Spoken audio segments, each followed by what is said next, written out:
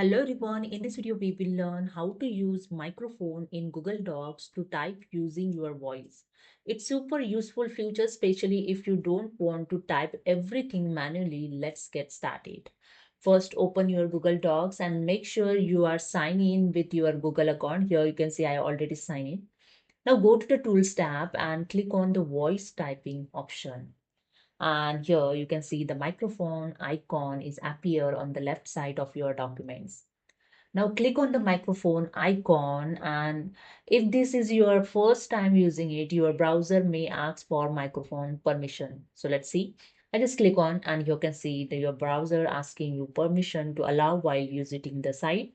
Allow this time, never allow. So I just click on the first option, allow while visiting the site. Start speaking clearly and your Google Doc will automatically convert your voice into text. You can also see the punctuation marks, comma, and anything. When you are done, simply click on the microphone icon. Again, stop voice typing. So I just click on the microphone icon and that's it. Okay.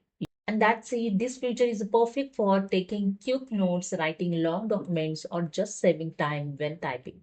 If you found this video helpful, don't forget to like, share, subscribe for more easy tech tutorial. Thank you for watching.